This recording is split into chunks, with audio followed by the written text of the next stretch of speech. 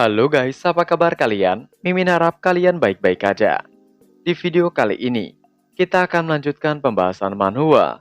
Muridku adalah penjahat part ke-48. Seperti biasa bagi kalian yang baru aja mampir di channel ini, jangan lupa untuk tekan tombol subscribe, like, dan juga komen. Dan bagi kalian yang baru aja nonton video ini, ada baiknya kalian tonton dulu video part sebelumnya agar ceritanya nyambung. Link videonya sudah Mimin cantumkan di deskripsi video ini, atau kalian bisa cek di playlist. Tanpa berlama-lama, mari kita bahas tuntas. Cerita kita lanjutkan. Di pembahasan terakhir, setelah menginterogasi Ding Fanqiu, Luzo memutuskan untuk mendatangi altar giok hijau. Ketiga murid Luzo mencoba untuk mengintimidasi Ding Fanqiu dan murid-muridnya. Tiba-tiba, sebuah surat datang dibawa oleh burung pembawa pesan. Yuan Er dengan sigap langsung terbang untuk mengambilnya. Dia mengatakan bahwa itu adalah surat dari pria yang tidak tahu malu. Luzo tentu saja tahu siapa yang dimaksud oleh Yuan Er ketika dia meminta untuk Yuan Er membacakannya. Yuan Er membuka surat itu dan membacakannya dengan keras. Yang inti dari suratnya adalah Jiang Ajian akan membutuhkan waktu lama untuk menyelidiki tentang desa Face Dragon. Dan juga ia meminta untuk Luzo tidak mengunjungi altar giok hijau, karena murid ke-8 Luzo ada di sana. Dan isi surat di bagian terakhir adalah pujian untuk Luzo, karena pedang yang diberikan sebelumnya benar-benar luar biasa. Yuan Er selesai membaca surat itu. Ekspresi Ming Xin dan Duan Museng berubah masam.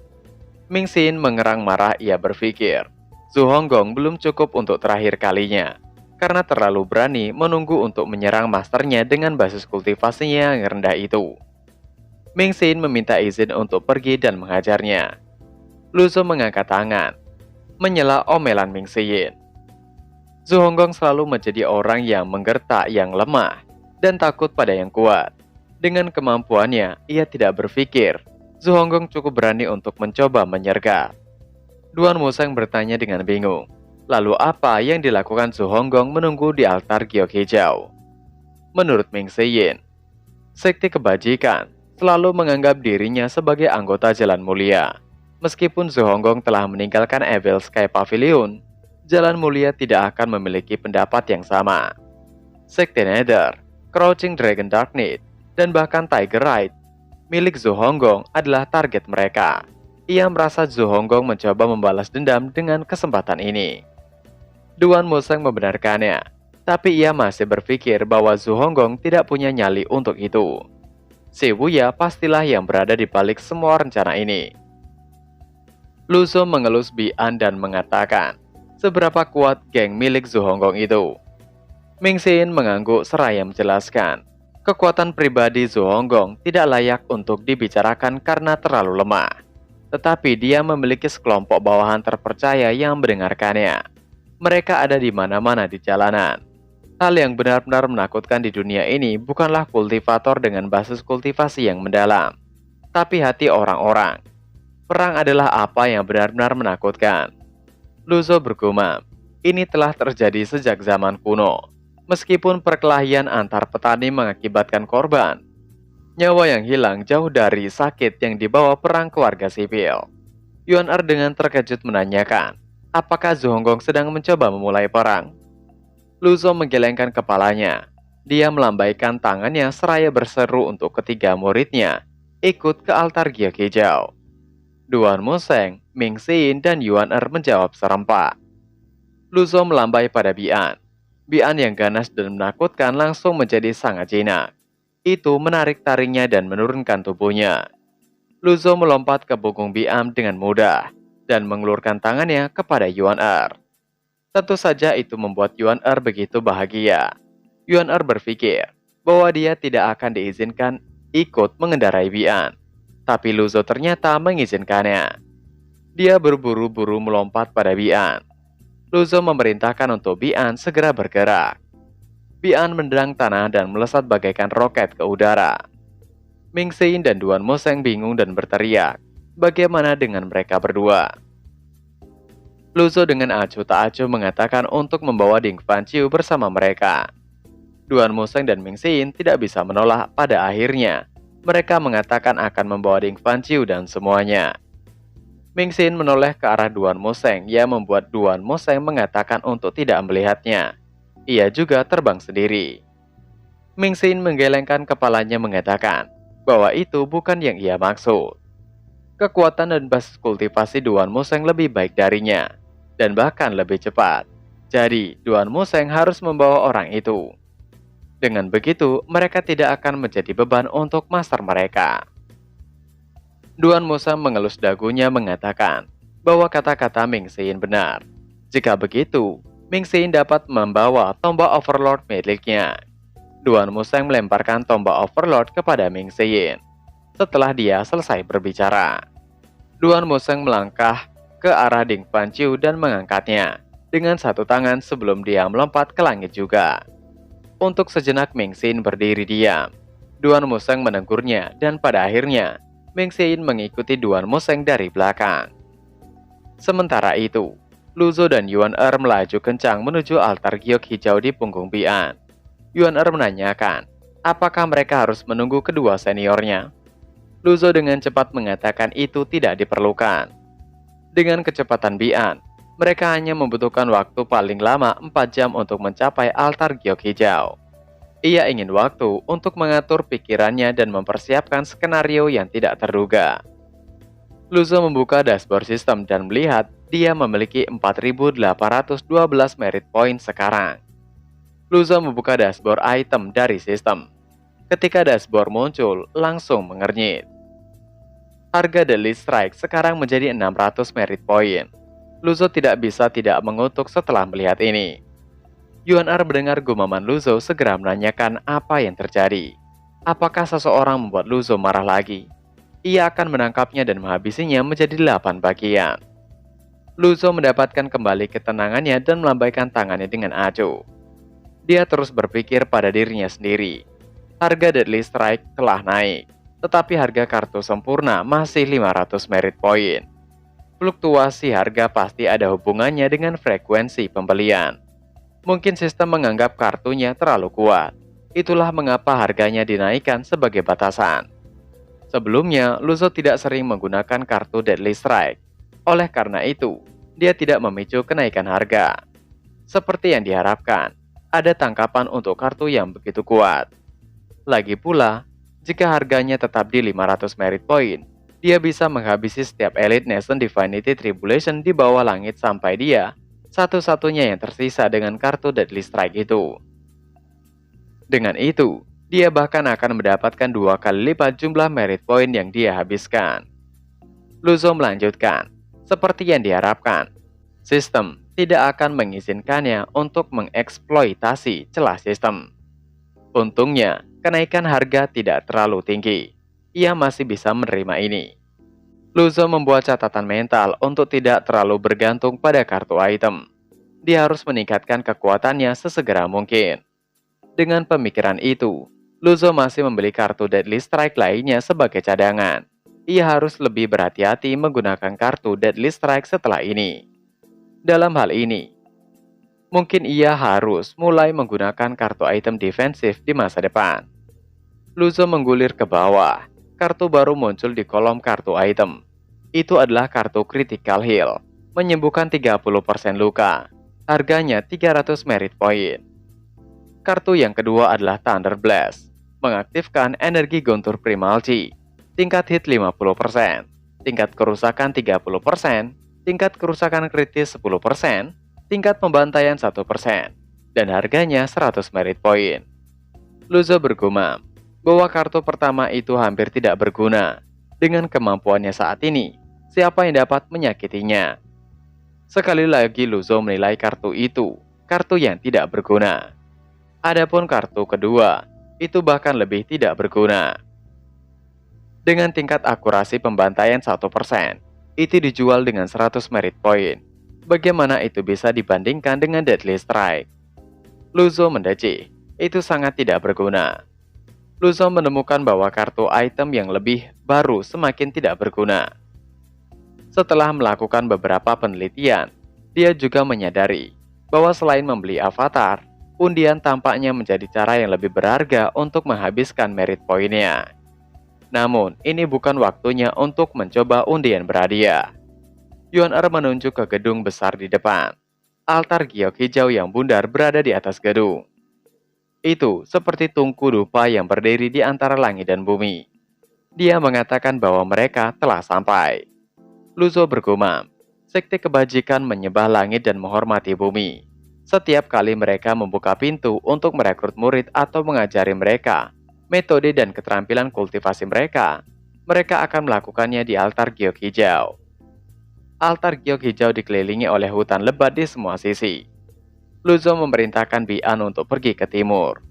Yuan Er menanyakan dengan polos, mengapa mereka pergi ke timur. Luzo mengelus jenggotnya mengatakan, karena murid tidak bergunanya Zhu Honggong sedang menunggu di sini. Ia akan menggunakan kesempatan ini untuk menangkapnya. Yuan Er mengangguk seolah-olah dia adalah burung yang mematuk biji-bijian. Ia lalu mengatakan bahwa akan membantu memberi pelajaran pada pengkhianat itu. Bian bergerak dengan kecepatan yang luar biasa. Hanya dalam sekejap mata, mereka tiba di hutan di sisi timur altar giok hijau. Luzo bergumam, pengikut Zhu Honggong sebagian besar adalah kultivator dan manusia tingkat rendah. Jika mereka ingin menjatuhkan altar giok hijau, mereka harus menggunakan akal mereka. Namun, mungkin berekspektasi terlalu tinggi tentang Zhu Honggong, bahkan untuk berpikir bahwa dia bisa mengecoh siapapun. Untuk alasan ini, Luzo yakin Shibuya adalah orang yang memberikan instruksi di balik layar. Altar giok hijau ditinggikan dan diisolasi. Luzo berpikir, jika begitu, api adalah tindakan terbaik. Bagian timur hutan adalah tempat yang ideal untuk menyalakan api. Begitu Luzo mengambil keputusan, dia mendesak Bian ke tempat yang paling ideal. Tiba-tiba terdengar pertarungan di hutan. Luzo berhenti dan merasa curiga. Mereka semua adalah kultivator peringkat rendah. Kapasitas kerusakan yang ditimbulkan akan terbatas. Sepertinya rencana Shibuya telah dimulai. Yuan Er terlihat sangat antusias. Ia terdengar tidak sabar sekarang ketika meminta untuk ikut dalam pertarungan. Luzo membentak Yuan Er yang terlalu lancang, yang kemudian dia bergumam dalam hatinya. Ia mungkin terlalu memanjakan Yuan Er akhir-akhir ini. Dia semakin tidak terkendali. Ketika Luzo mengangkat suaranya, bahu Yuan Er terkulai, dan dia berkata dengan patuh bahwa ia telah salah. Pertempuran itu kacau. Semakin banyak kultivator bergabung dalam keributan. Murid-murid altar giok hijau muncul dalam kelompok-kelompok kecil, dan mereka mengenakan jubah biru laut. Pihak oposisi didorong mundur saat korban mereka meningkat. Pada saat Luzo hendak turun, satu sosok melesat dengan kecepatan yang sangat tinggi di bawah. Sosok itu lebih cepat dari yang lain. Luzo segera mengenali sosok itu. Yang memimpin tidak lain adalah murid ke-8 Evil Sky Pavilion Zhu Honggong. Dia melakukan perjalanan jauh dan luas untuk mencari Zhu Honggong. Untuk berpikir Zhu Honggong akan menyerahkan diri ke tangannya. Di sisi Zhu Honggong, dia keringat dingin merasakan aura yang mengerikan. Tiba-tiba Luzo berteriak mengumpatkan kata-kata kasar. Luzo menjentikan kartu Binding Cage tanpa ragu-ragu. Sebuah sangkar emas keluar dari telapak tangannya dan langsung jatuh. Pada saat yang sama, Zhu Honggong tiba-tiba merasakan energi aneh dan berbahaya mendekatinya. Dia secara naluriah melihat ke atas, dan pikirannya menjadi kosong berteriak tidak mungkin. Masternya ada di sana, ia akan binasa. Zhu Honggong terus melarikan diri dengan sekuat tenaga. Bahkan karena saking cepatnya, ia menabrak burung yang tengah terbang. Ia bergumam sembari menghindari serangan Binding Cage. Jika seorang bernasib buruk, bahkan celah di antara giginya akan tersumbat jika hanya meminum air dingin. Zhu Honggong merasa bahwa dia sangat tidak beruntung sekarang. Dia tidak menyangka akan bertemu masternya di altar giok hijau. Jadi wajar saja jika dia terkejut dan ketakutan. Pada saat yang sama, kultivator yang mengejar Zhu Honggong berhenti dan melihat ke atas. Sebuah sangkar persegi jatuh dari udara dan berlayar menuju Zhu Honggong. Di sisi Luzo, ia berpikir sepertinya keberuntungannya sedang baik sekarang. Haruskah ia mencoba undian? Yuan Er yang bingung dengan tindakan Luzo penasaran menanyakan apa yang sedang masternya lakukan. Luzo mengabaikan Yuan Er. Perhatian penuhnya terfokus pada kartu Binding Cage. Kerutan kecil muncul di wajahnya ketika dia melihat sangkar yang tumbuh sangat besar tiba-tiba menukik dan menghilang sepenuhnya. Iya, itu menghilang. Para kultivator yang menyaksikan itu tercengang. Ekspresi Luzo gelap. Kartu itu membuatnya kehilangan 200 merit point. Dan itu terbuang begitu saja. Ia berpikir haruskah ia menggunakan yang lain? Bagaimana jika ia meleset lagi? Bagaimanapun, kartu itu hanya memiliki peluang 30% untuk mengenai target. Jika mereka meleset berulang kali, ia akan membuang terlalu banyak merit point. Sementara Luzo sedang mempertimbangkan pilihannya, Zhu Honggong sangat gembira. Dia bergumam pada dirinya sendiri. Sepertinya masternya berniat melepaskannya untuk saat ini. Zhu Honggong menggunakan kesempatan itu untuk melarikan diri secepat yang ia bisa. Zhu Honggong terjun lebih dalam ke hutan dengan kecepatan kilat. Secepatnya, sebanding dengan kultivator alam Nascent Divinity Tribulation. Luzo menatap ke arah di mana Zhu Honggong melarikan diri. Luzo memiliki tunggangan legendaris Bian. Jika dia mengejar, dia akan bisa mengejar Zhu Honggong. Masalahnya adalah, dia perlu menggunakan kartu item jika dia ingin menangkapnya. Yuan Er kuat tapi dia tidak cukup kuat untuk menghadapi Zhu Honggong. Selain itu, dia waspada dengan situasi saat ini. Dia akan membutuhkan Yuan Er di sisinya untuk perlindungan. Trauma psikologis dari undian berhadiah memberinya firasat buruk tentang ini. Luzo akhirnya memutuskan untuk melupakannya. Ia akan menangkap Zhu Honggong lain kali. Zhu Honggong sedang beruntung. Ia harus mencoba dan menangkapnya terlebih dahulu sebelum ia mencoba undian berhadiah. Tidak sulit jika Luzo ingin menangkap Zhu Honggong. Dia memiliki semua waktu dan peluang di dunia. Dia akan meninggalkan Zhu Honggong sendirian untuk saat ini, karena dia memiliki hal-hal yang lebih penting untuk diperhatikan. Yuan Er yang melihat Zhu Honggong semakin menjauh berteriak untuk masternya segera mengejar. Namun Luzo hanya melambaikan tangan mengatakan, tidak perlu untuk mengejarnya. Karena saat ini, ada hal lain yang harus ia lakukan. Yuan Er mengerti. Namun Yuan Er melihat Zhu Honggong yang menghilang kembali di hutan dengan menyesal. Luzo akan berjalan kembali ke altar giok hijau ketika kultivator yang mengejar Zhu Honggong sebelumnya memanggil. Kultivator itu memanggil Luzo dengan sebutan Grandmaster. Luzo berbalik untuk melihat. Seorang pria berdiri di dekat pertempuran. Suasana arogansi terpancar dari tubuhnya saat dia berdiri tidak terpengaruh oleh kekacauan yang terjadi di sana. Pria itu tidak lain adalah Duan Xing, kursi ketiga sekte Demon Slaying. Luzo sebelumnya bertemu dengannya di altar suci Runan. Sungguh aneh melihat dua individu dari jalan jahat di altar giok hijau. Mereka tampak tidak pada tempatnya. Dan chapter pun berakhir. Nah, itu tadi adalah pembahasan Manhwa, Muridku Adalah Penjahat part ke-48. Seperti biasa sebelum mengakhiri video ini, Mimin ingatkan untuk kalian bahagia dan sehat selalu. Terima kasih sudah menonton video ini, dan sampai jumpa lagi di video selanjutnya. Jana.